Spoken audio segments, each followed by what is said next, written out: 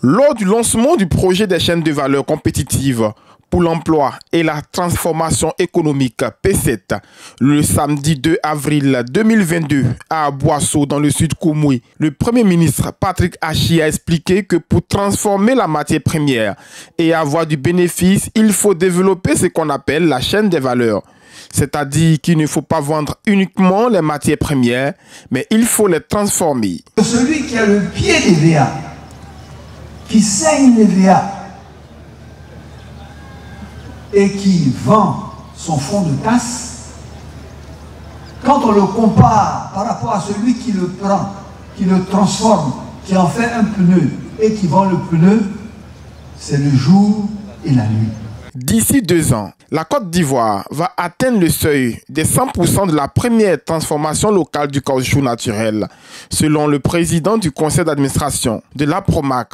Pour l'instant, nous faisons 80% de la première transformation localement et je pense que d'ici 2-3 ans, les 100% de la première transformation seront assurés en Côte d'Ivoire.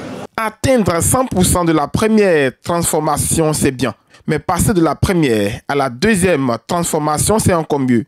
C'est à ce niveau que se trouve la plus-value, aussi bien pour les planteurs que pour l'État, car chaque partie voit son revenu s'améliorer. La marge se fait sur la deuxième et la troisième transformation. Et nous souhaiterons que la valeur ajoutée tirée des produits de l'EVA profite à la Côte d'Ivoire.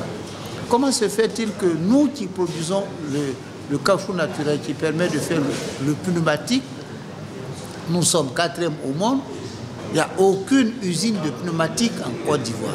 L'État de Côte d'Ivoire, à travers le projet des chaînes de valeur compétitives pour l'emploi et la transformation économique P7, vise à améliorer la compétitivité des chaînes de valeur dans plusieurs filières agricoles dont l'EVA.